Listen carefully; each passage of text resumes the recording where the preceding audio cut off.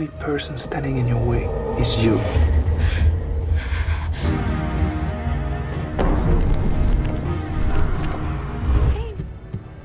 What do they want? God help you. سريالي مستقل مثير للجدل، شق طريقه بقصص نفسية مرعبة وشخصيات مهووسة حتتركك تتفكر. Yes, it's Darren Aronofsky.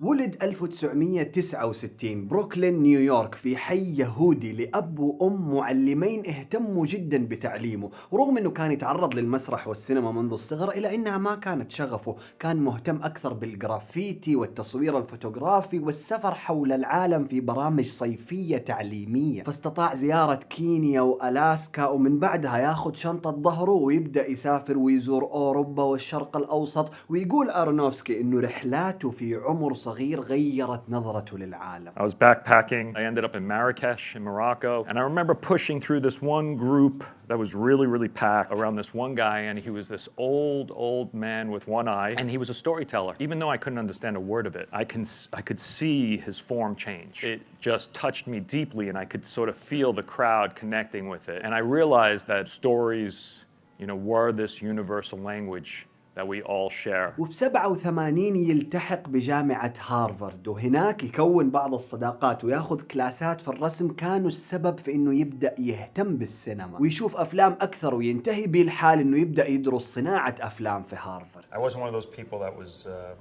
that like destiny called me. It took a while for me to figure out what I wanted to do. وبعد تخرجه من هارفارد يروح للأمريكان فيلم انستيتيوت عشان ياخذ الماستر في الفنون. واحنا قاعدين على اليوتيوب توتوريالز.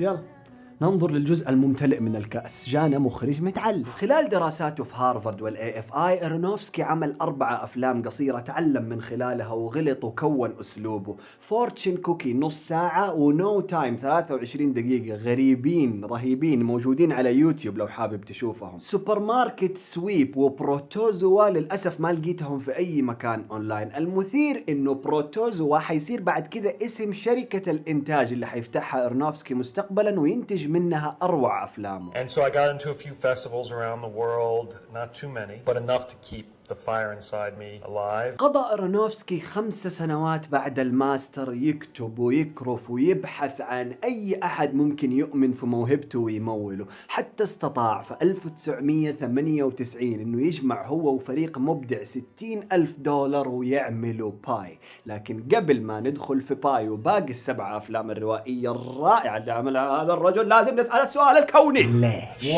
لماذا يا هذا؟ في أي فيلم لأرونوفسكي يا صاحبي أنت حتلحق شخصية رئيسية مهووسة بهدفها ومستعدة إنها تضحي بسلامتها الجسدية والنفسية عشانه. ولما أقول لك تلحقها أعني حرفيا، لأنك حتكون في تراكينج شوتس عليها أو كلوز أبس ضيقة جدا في عينها أو داخل رأسها تشوف اللي هي تشوفه وتشعر بمشاعرها سواء كانت بتعابير رمزية أو حقيقية. يقتبس من الأديان كثير وخصوصا اليهودية ويثير جدل الناس عليه، وفي كل فيلم له لازم في مشكلة ما بين أب أو أم وأبنائهم، عوائل دائما مفككة متدمرة. If you're too just with your child and you're too strict, then you can really mess up your child. If you're too merciful with your child, then they don't learn a lesson and it could go bad in another way. So being a good parent is having a good balance of justice and mercy. أرونوفسكي يا صديقي حيفتح راسك بدريل أو يحط لك إبرة في جرح معفن أو يخليك تشق نفسك بموس. ما عنده أي مشكلة مع الدم والعري، رغم إنها بعيدة جدا قصصه عن الأكشن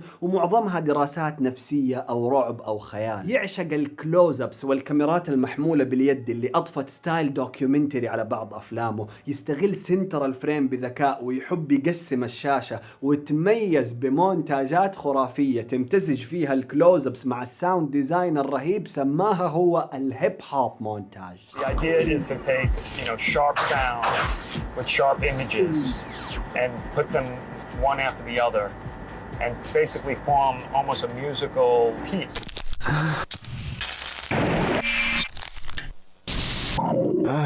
بولانسكي، كوروساوا وسبايك لي أهم مصادر إلهامه، دائما في يده مدير تصويره الرائع ماثيو لابيتيك وموسيقاره المجنون كلينت مانسل في أغلب مشاريعه. لكن خلونا الآن نرجع ل 1998، السنة اللي اجتمع فيها الشباب إيرونوفسكي لابيتيك ومانسل وجمعوا $60,000 عبارة عن قطة من الأهل والأصدقاء على وعد إنها ترجع لهم 150 لو نجح الفيلم، وفعلا يطلع لنا باي. 12:45. Restate my assumptions. 1. Mathematics is the language of nature. Therefore, there are patterns everywhere in nature. This is insanity, Max. Or maybe it's genius. I have to get that number. Hold on, you have to slow down. You're losing it. قصة ماكس، عالم رياضيات مهووس بارانويد مؤمن انه كل شيء في العالم يمكن فهمه بالارقام، وانك لو رتبت الارقام صح حتطلع لك باترنز، انماط. هدفه هو مراقبة سوق الاسهم وجمع المعلومات والارقام التي ستمكنه من كشف انماط الكون. نعم، فكرة مجنونة وشخصية مجنونة وإديت مجنون وإخراج رائع، رغم أنه باي تصور بالأبيض والأسود وكان بصريا متواضع، إلى أنه نضجت في كتابة أرونوفسكي تماما وحصدت له جائزة أفضل مخرج في مهرجان ساندانس عام 1998. ويتوزع باي ليحصد $3 ملايين حول العالم، ويمكن أرونوفسكي من أنه يعمل فيلم الروائي الطويل الثاني الذي سيضع رسميا على الخارطة. Purple in the morning, blue in the afternoon, orange in the evening. Just like that. 1, 2, 3, 4.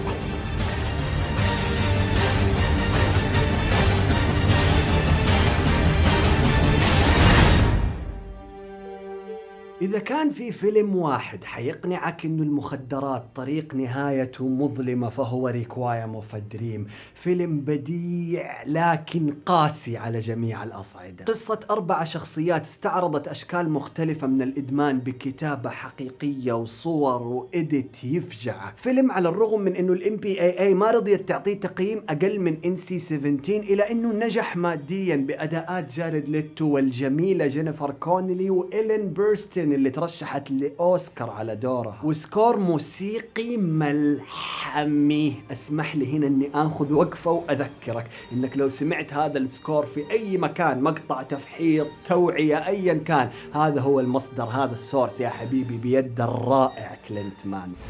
Take this ring. It is a symbol of your pledge to find the elixir of immortality. You shall wear it when you find Eden.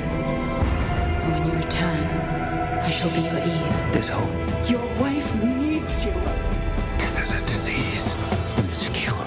I will find it. بعد فيلمين لو بادجت مستقلة يستسلم أرونوفسكي للملايين والCGI، لكنه يدخل في حروب مع الاستوديو اللي سمح له في 2006 انه يعمل ذا فاونتن بس بميزانية اقل بكثير مما كان يتوقع. هيو جاكمان بدور طبيب يبحث عن عقار الخلود في قصة فيها 3 قصص ما بين الواحدة والأخرى سنين عديدة. استعمل أرونوفسكي هنا أسلوبه التعبيري أكثر من المشاهد المباشرة اللي للأسف ما وصل للكثيرين. أضف إلى ذلك مشاكل الميزانية سببت في انه ذا فاونتن يخسر على شبابيك التذاكر رغم المؤثرات البصرية الجبارة. بشكل عام الفيلم جيد، بس السكور ملحمي ايضا، والله ما امزح. حتى ذا فاونتن السكور حق كلينت مانسل خرافي، وهو يمكن السبب الوحيد اللي حيخليك تخرج من ذا فاونتن سعيد جدا. واضمن لك انك لو سمعته حتعرف انك سامعه كثير في اماكن مختلفة قبل كده.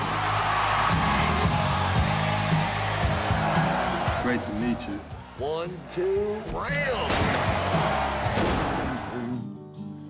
I was wondering if I could get some more work. All I got is weekends. Isn't that when you sit on other dudes' faces? مصارع محترف تأكله السنين ويشيب، فيحاول انه يلاقي مكانه الطبيعي بين الناس الطبيعية في العالم، لكن هيهات. زيه زي باقي شخصيات أرونوفسكي المهووسة، هوسه يعيد لعالم المصارعة المزعج الكئيب جدا. أرونوفسكي ورانا حاجات تسير خلف مسارح المصارعة مزعجة مقرفة لحد كبير. مع ذلك ذا رسلر أصنفه دراسة شخصية مذهلة مكتوبة صح. اترشح فيها البطل ميكي روركي لأوسكار واعطانا أداء لا ينسى، واعطانا كمان دولوريس من ويست وورد اللي كانت بنته في هذا الفيلم. على فكرة ذا رسلر من أفلام أرونوفسكي النادرة الموجودة في نتفليكس، فما لك عذر.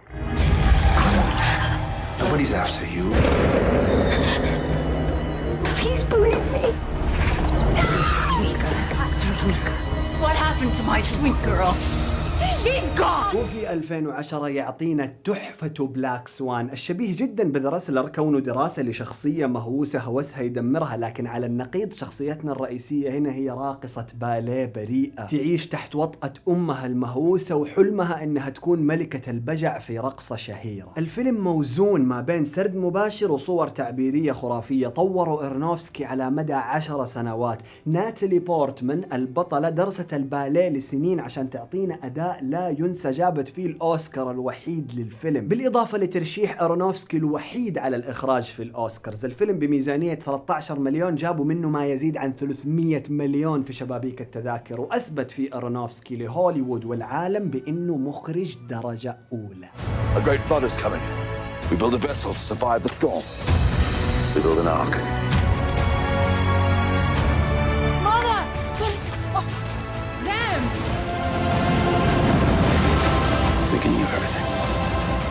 قصة سيدنا نوح ذكرت في الكتب السماوية بروايات مختلفة، وإرونوفسكي رغم مرجعيته اليهودية إلى أنه غير معروف الميول الديني وهو في الأغلب لا ديني، لكنه راح أخذ رواية سيدنا نوح من سفر التكوين في التوراة وغير فيها الكثير وقدم تصوره الخاص لقصة الطوفان العظيم اللي قلص البشرية. فيلم انعمل بميزانية ضخمة وصور منتجة كمبيوتريا هائلة، وراسل كرو جينيفر كونلي، ورغم إثارته للجدل ومنعه من العرض في بعض الدول إلى أنه نجح على شبابيك التذاكر. نصيحتي الشخصية لو تبغى تشاهد نوح، شاهدوا على أنه فيلم خيالي مذهل على المستوى البصري، ولا تركز في المفارقات أو تقارنه بأي رواية دينية، وكون على وعي بأنه هذه وجهة نظر شخصية خيالية لا تمثل الحقيقة. المونتاج حق الكرييشن خرافي. In the beginning,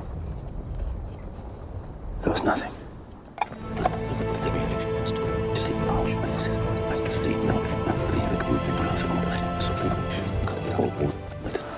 And the Creator made man. By his side, woman. Hello. Hello. He's a stranger. We're just gonna let him sleep in our house. Hello. Hello. Did you know he had a wife? I'm so sorry. Get out of my house! ونيجي لمذر، هولي مذر، الفيلم اللي يبدأ بجينيفر لورنس الجميلة وزوجها وهم أليفين في بيتهم، فجأة يخش عليهم إد هاريس المان إن بلاك اللعين، فجأة تيجي زوجته تخش وتصير مزعجة شوية، فجأة يجوا عيالهم يصيروا مزعجين يقتلوا بعض، مظاهرات، حروب، صحفيين، سوداوية، أكل لحوم بشر، ناس تموت، كل السوداوية هذه عشان يورينا أرونوفسكي إحنا إيش قاعدين نسوي في أمنا الكرة الأرضية. النص الأول يبدأ رعب وتشويق كيوت أشبه بروزماريز بيبي حق بولانسكي. النص الثاني لا تكمله لو ما تبغى سريالية ورمزيات، لأنه الميتافور حيطغى على السرد وحتبدأ تشوف أشياء مخيفة مقززة لا تصدق. الفيلم نجح على شبابيك التذاكر نسبيا، لكنه أثار جدل كثير وفي ناس كثير ما عجبها وناس كثير تقدسوا وتشوفوا فيلم جبار. نفسي أتكلم عنه أكثر بس أخاف أحرقه. أنا أوريدي يعني لو أنت ما شفته أنا قلت لك أشياء المفروض ما أقول لك هي، بس لو شفته ومراجعة لفيلم مذر تهمك أكتب لي في التعليقات.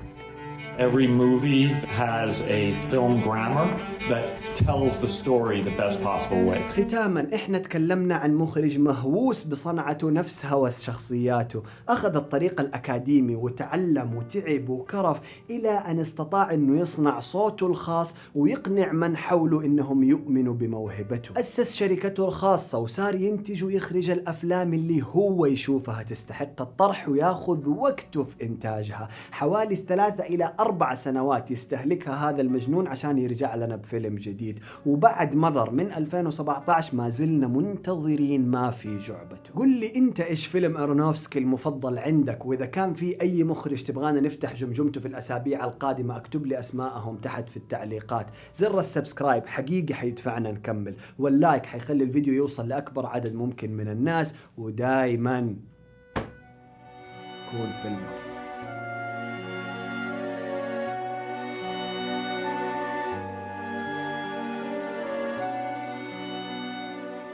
المرتاج حقك مرتاج ولا ما انت مرتاج؟ تعال نرتجع.